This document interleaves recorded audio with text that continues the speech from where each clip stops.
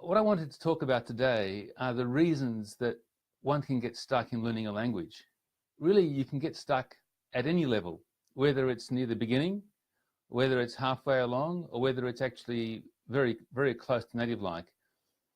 Getting stuck is something that is a problem that besets any language learner, learning any language.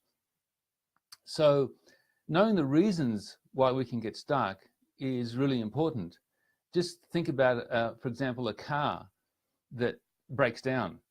So until you know the reason why the car broke down, it is really impossible to fix it. And you can spend a long time looking at this, looking at that, and trying to do this and trying to do that. But until you work out the problem, and the car's not going to go. So it is identical with learning a language and why we get stuck. Knowing the reason we get stuck is really very important. So today, I'm not going to talk about what are the ways of overcoming these reasons or dealing with that particular side of it. I'm just going to look at the reasons for this particular broadcast. So one of the key reasons is to do with really the foundations of learning something. Just consider building a house. Unless you ensure that the foundations of the house are strong, the house is always going to have problems. So with learning a language, it is much the same. Getting hold of the foundations and putting them into place in the beginning is really very important. I mean, it's nothing to say that once you've built the house to a certain level, you can't go back and fix the foundations, but it is far more difficult because you've got to find the problems down there and then jack it up and so forth and so on. So you can do it, and people have done it, but I'm saying it's much easier to do it when you're first starting out. So in learning a language, I'll mention two foundations, for example. One is the pronunciation, getting hold of the pronunciation of the language and being able to pronounce all the sounds and being able to know how the sounds work together and how they hang together is really important, and as well as some of the other key features of the sound system. For example, in English, stressing is very important, and to get hold of that in the early stages will help you with in so many ways later on, because you won't have to deal with that problem later on. There's the same issue, for example, with language structures. Language structures, especially the foundational ones, and I'm not, like I said, I won't go into it now, but I'm sure that most of you who's tackled the language will know what I mean. It's important to put those into place and get really solid with them. And so you feel skilled, not just you know them, you're skilled in being able to produce them, and that you're skilled in being able to say them with confidence. So if you can do that in the beginning, it means that later on, when you're forming more complex sentences, it's a far, far, far easier task. Imagine forming a complex sentence later on, not knowing how to put together a fundamental phrase even properly. So that is another one of the foundational things you need to deal with. So that's one reason, the foundations. The second reason is also to do with the building of the language, as it were. And if the way you're building a language, the techniques you're using aren't fit for purpose, building it to a high level, then you're going to get stuck. So I'll give you an example, again, back to the building analogy. Imagine using a ladder to build a skyscraper, or ladders. So ladders will help you enormously for the first few levels. But the higher you go, the more difficult it is going to become. And eventually, it's just not going to cut it. It's just not going to work. You can't take up concrete steel girders up ladders. So it's the same in language learning. You know, some techniques will get you so far and really no further. For example, translation is one that's used extensively by language learners, and really used judiciously, used with care. You can use it at any point in time. But the trouble is that people use it far, far, far too much and become reliant upon it. And therefore, it is not really, you can't get past a certain point.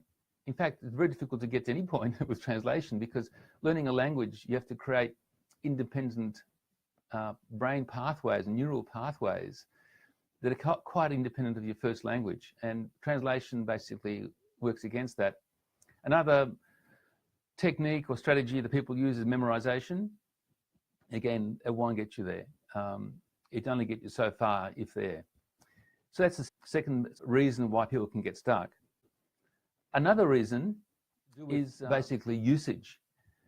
And that is that with any skill, unless you use it extensively and in different situations, it's very difficult to get skilled in it. And you just imagine trying to become a skilled basketball player or a skilled musician. Unless you put in hours and hours and hours of practice or use of or playing the music and getting more skilled at it, it's never going to work. Language is the same. You have to really use the language in extensive situations, talking to people of all kinds, discussing your personal problems, discussing politics, religion, whatever you would do in the first language, and even more. Reading in it, watching movies.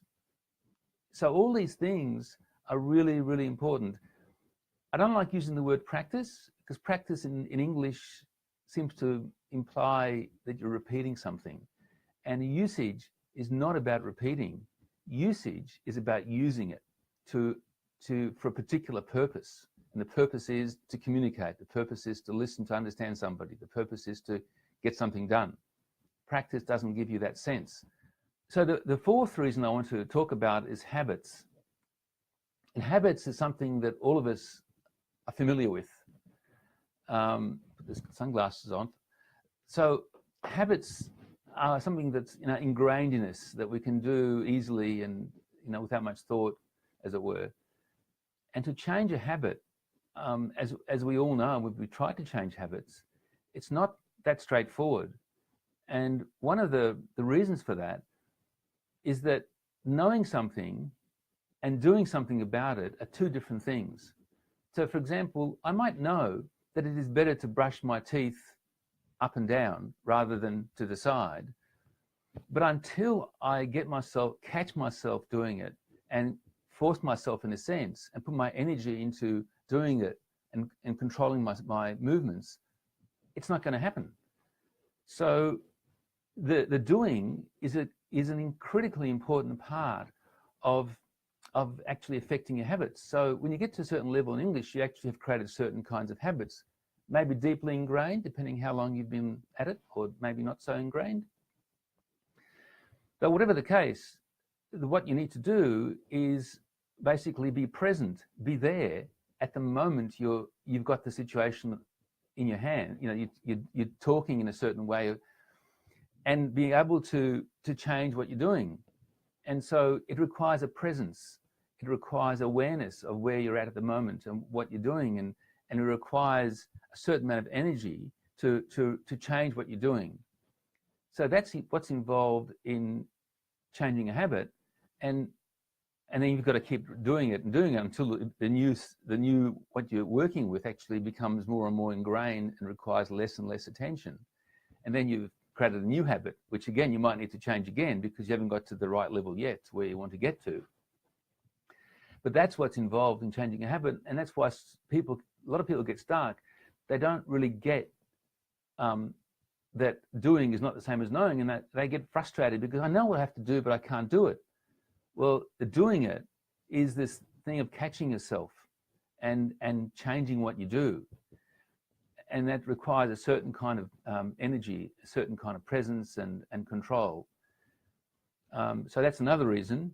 Okay, so the last reason I want to talk about is more to do with people who are learning a language in the country where language is spoken. For example, if you're learning English in a place like Australia or in England or America, or you're learning Spanish in Spain or French in France, you go there, immigrate or become a tourist, and so you want to learn the language. And so when you first start out, there's a massive emotional investment and a need to learn the language. So you put a lot of your energy and feeling and emotions and thought into it, and you get yourself to a certain level on the back of that energy you put into it.